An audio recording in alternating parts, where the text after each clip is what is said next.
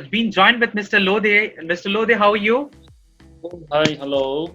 Guys, so I would like to introduce Mr. Loday to all of you that Mr. Loday is actually from Bhutan. He is a Hi. very renowned person over there, and we have already been in a session with him. You can go back and actually see his session over there. And we had a live session with him on Instagram, and this is a big pleasure for me to join you again, sir. Thank you for joining us once again, sir. Okay. So, sir, would you like to play us something like, and please tell us about this instrument. Everybody should get to know about this. Okay.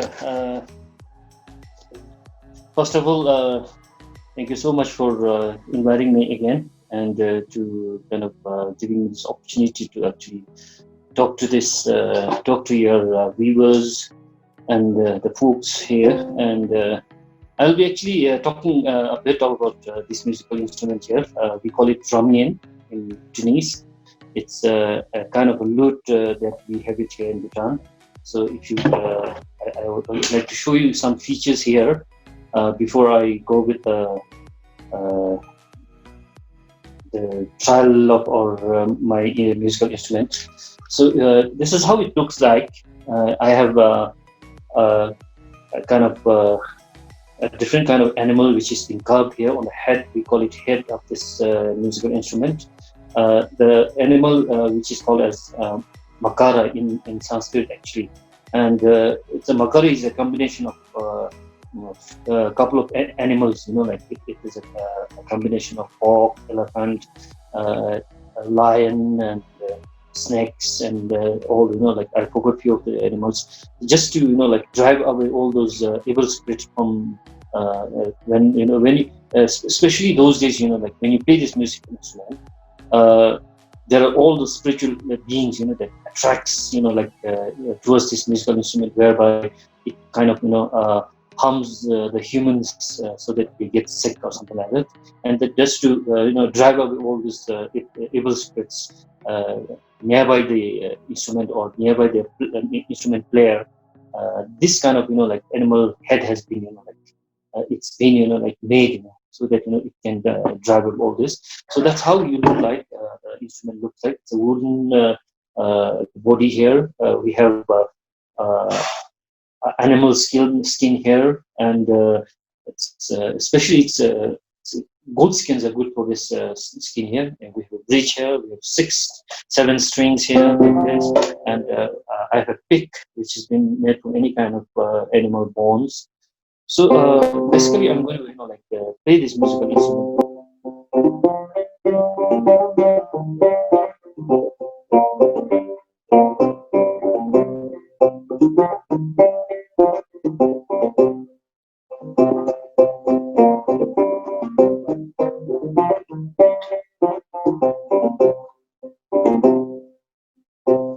So this is one kind of way that we kind of play. We have kind of 3 different types of ways how to play this musical instrument.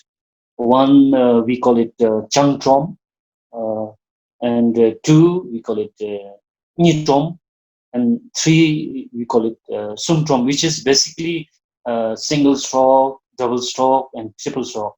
And usually, the single strokes are being played by the learners, the beginners who play the single stroke. They would just play like something like this.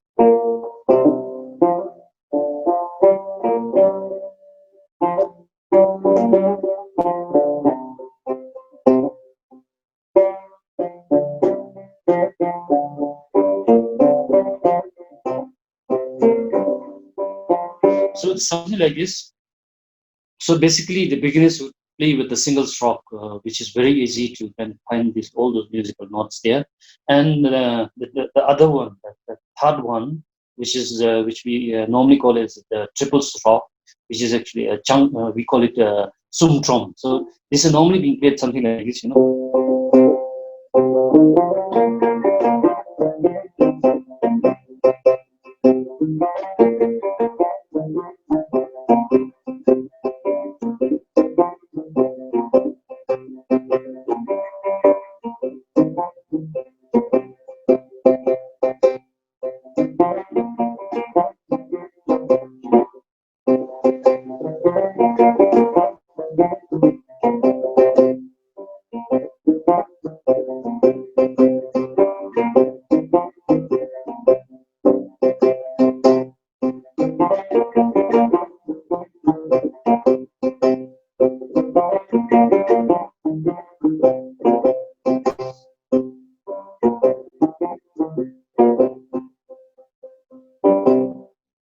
okay.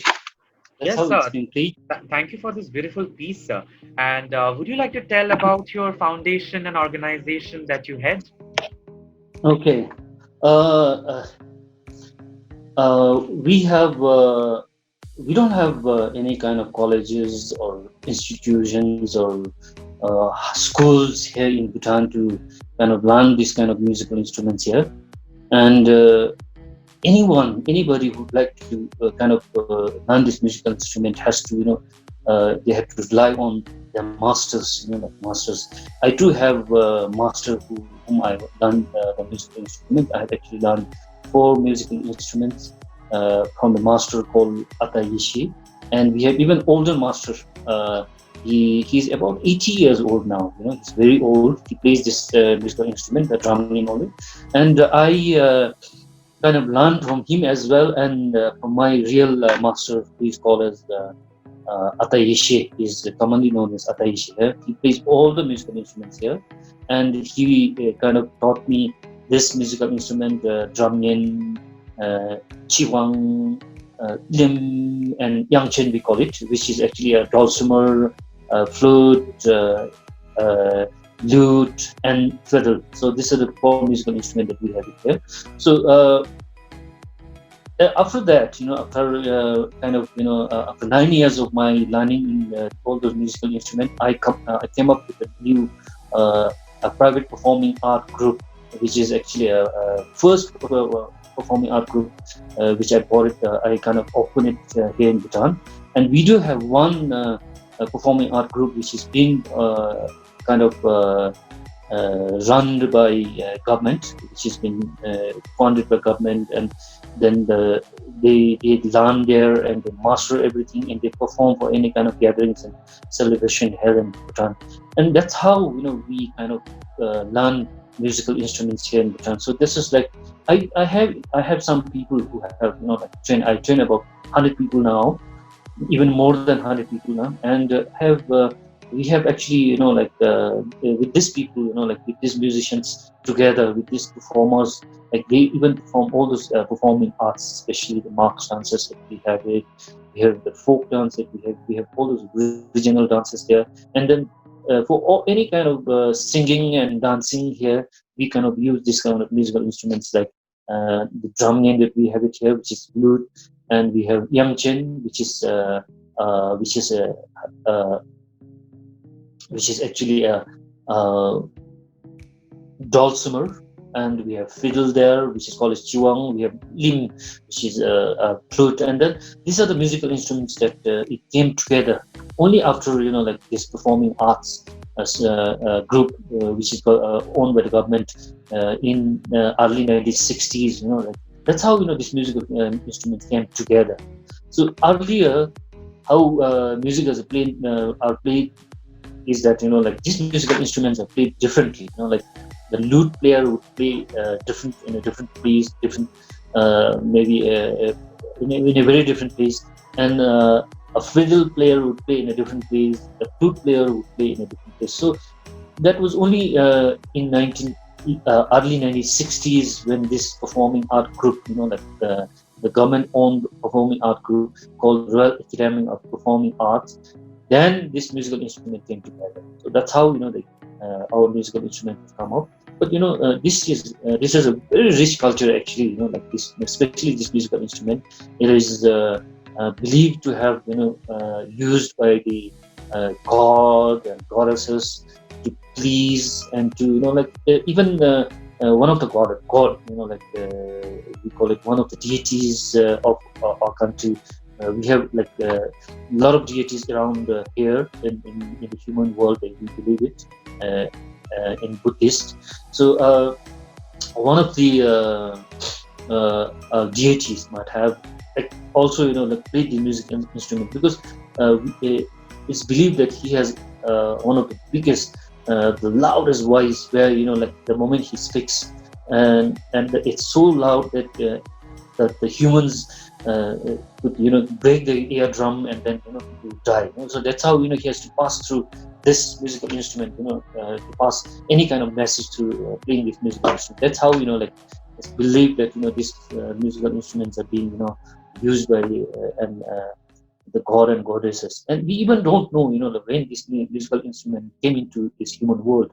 So it's kind of miracle here, and so amazing actually to play this kind of music instrument, and it's so culture oriented, and what you call it's so culturally what you call Like, I couldn't get yeah, I couldn't get like the word. it's very culturally Attract- like involved. Like it is very yeah, involved in the whole culture. culturally it has to It has a involve heritage. a livelihood of our people here as well. So that's how it happens here. So it's very unique. I have never seen this kind of musical instrument around the world. I've been to so many places around the world, Europe, even Europe, and even in Asia. So it's quite amazing to see this kind of musical instrument. So that's how I feel that this musical instrument so important for livelihood of our people here. So it's interesting actually. Yeah. So guys, you can again catch him up. We have already had a live session with Sir. It is in our Instagram and Facebook account. You can go there and have we had a detailed discussion on this particular instrument and a lot about Bhutanese culture as well.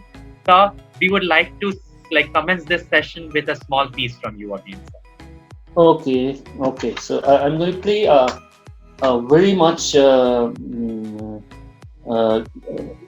traditional, classical Bhutanese way of classical song. We call it Shungra.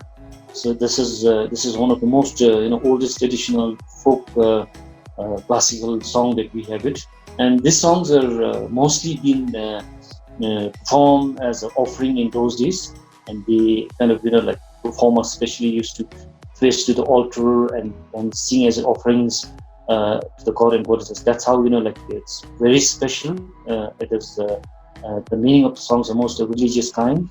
So this is how it's being played. Okay.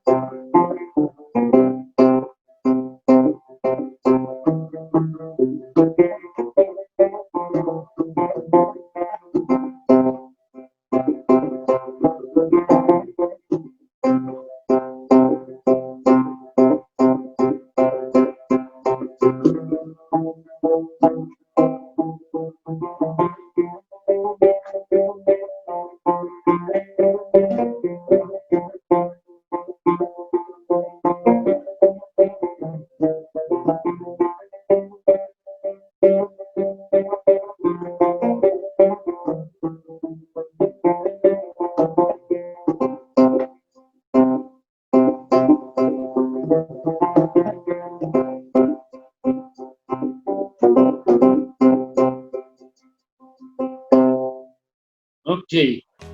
Thank you, sir. Thanks a lot for joining us once again, sir. This was our pleasure that you have joined us from Bhutan and you're representing Bhutan to us, and the rich culture that you have explained us through that instrument, or you have also told us a lot about the other knowledges in the culture of Bhutan. And thank you for joining us, sir. This was a great pleasure for WOPNO Talks. Okay. I'm so glad actually.